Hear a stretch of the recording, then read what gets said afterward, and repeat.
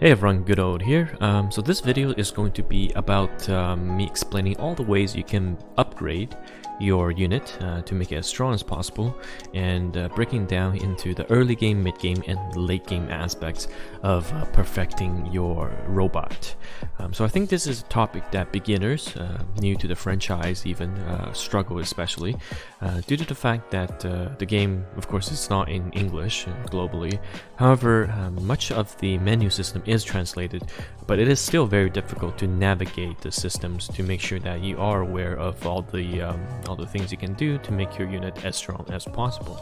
So hopefully this video will answer those questions. So I'm going to take my freedom as an example. Let's take a look at the freedom. So first thing you should upgrade as you start out the game is the remodel stages. So remodeling, as you can see here, is what we know from the original flagship game as kind of just you spending money to upgrade them, and whereas in this game it's actually materials. So let me find a unit that is not upgraded, for example the new Sentai mechas, and you can see that these are the materials that is required, and you have HP, attack, defense, aim, and mobility.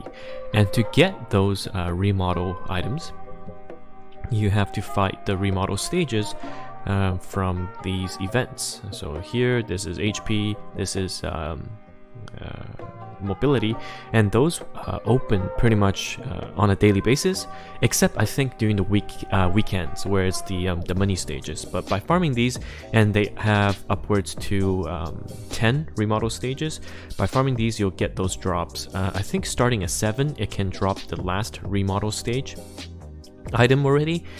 So if you wanted, you can just push all the way to 7 and work slowly from there. And of course you can always buy them as well. So as a complete beginner, if you have a starter gem account, it's not a bad call to buy this pack, which gives you enough materials to remodel a single unit all the way to level 20, so that, which is the max remodel, and it gives you 2 SSR tickets. So even at 250 for 2 SSR tickets is alright, and it gives you quite a bit of a boost initially as well. So why do we remodel? Well, the bonus it gives for a unit is huge.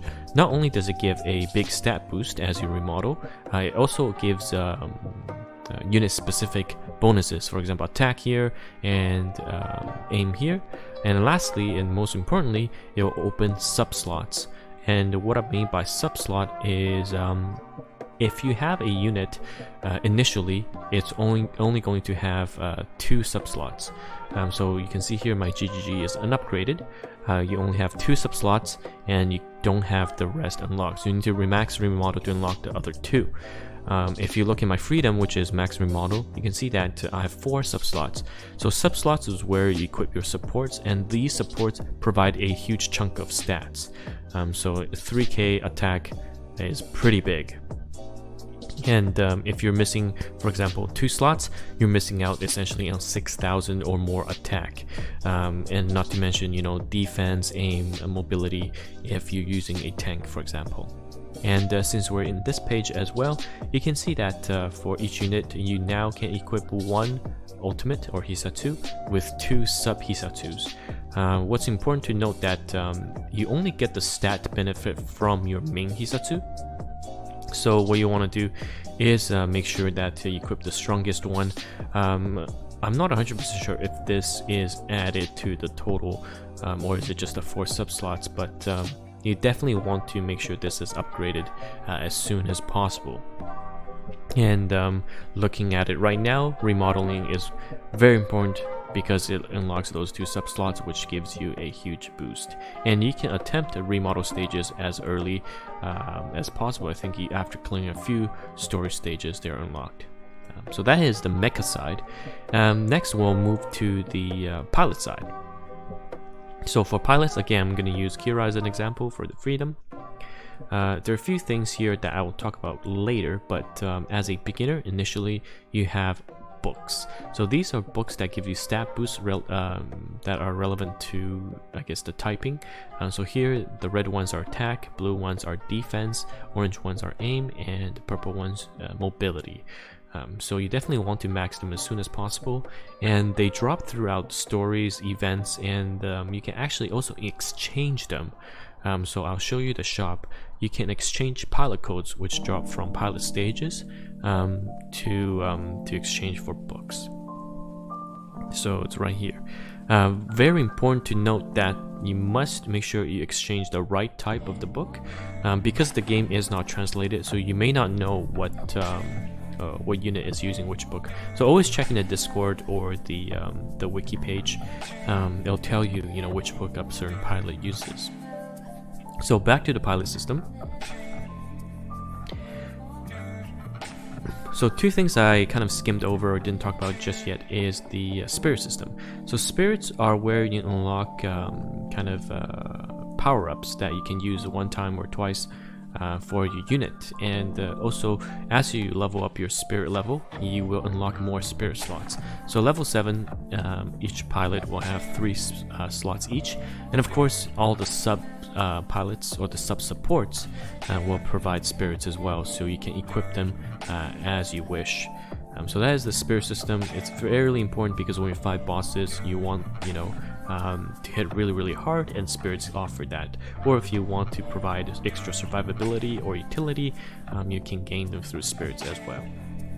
And lastly, as we inch towards the mid-game, orbs are again another very important source of stats and strength for the unit. So orb, traditionally you obtain them through obtaining the SSR. So for example, this Seed Kira orb is from the SSR of the Strike Gundam, and this is the second SSR of the Sword Strike, and so on with the Freedom orbs after that. So as you start out, you will be low on orbs, and this is, I'd say, the biggest difference between a whale and a free-to-play player is if you started late or if you didn't pull enough SSRs, you're going to be behind in orbs, and orbs are quite important, giving a huge stat boost to the unit in question and the pilot. However, there are ways for free-to-play players to catch up. So there are a few systems where you can obtain orbs. First is the conquest system, where at the end of each conquest you get points, and I'll talk about the conquest mode later on as well. But you'll be able to get points which you can exchange, so you can see here, and exchange for orbs. They are once per month, and they will refresh. You'll be able to exchange again. However, there is a once a week 50 orb fragment exchange that you can do. It is about 10% more expensive, just because you need a 20,000 to get one orb, full orb fragment, versus the 18,000 that it costs. However, the biggest difference is that those orb fragments, there's no limit, no time frame cooldown on the exchange. So you can see I have quite a bit of orb fragments, and I can exchange for the price of 100 any orb that is SSR 1, SSR 2, or limited orbs that were free or related to events.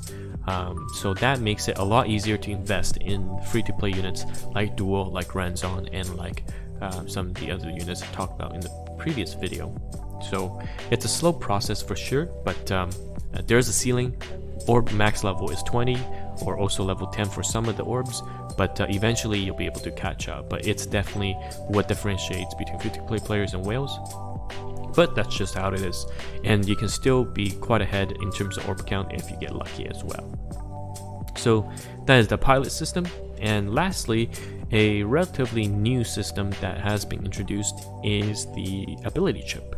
So ability chips are new to the system, similar to how in the flagship games in Super Robot Wars we get, for example, Super Alloy Z. These you get from chipping an SSR. Or a blank ability chip. I don't think I have a blank ability chip handy, but as you play IB, you'll be seeing them a lot. But let's say you have an SSR that you don't want, you can use this, and let's just chip something that I don't really care for. I think I chipped everything that I do care for, but let's see if we can find something. Okay, let's just say I don't really care for the for one of the Eva. Oh, actually I do want that one. hard choices. Let's just say I don't care for this sub and I decide to chip it. So I'll ask you to confirm, and each chip has 3 individual abilities. It can be upgraded to 5 later on, but that's another topic I'll discuss in detail later on. But you can equip those ability chips, and they do make quite a bit of difference to your unit because it's either raw stats or percentage stats that's added.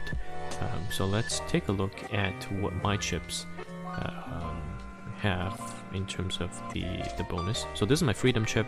Laser boost, attack defense boost, because now freedom can somewhat actually tank, attack boost, and attack boost with dodge plus focus. Not the most ideal chip I wanted to make freedom, but you got to do with what you have.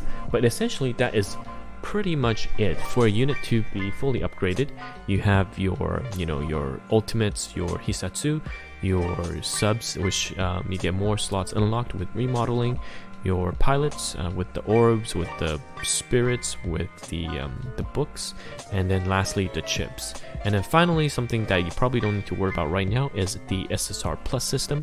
So that is something that's recently introduced where you can use materials, which I'll talk about again in another video in greater detail, to SSR Plus a certain SSR. So this was the Freedom Limited 3, and I used it to SSR Plus to level 110.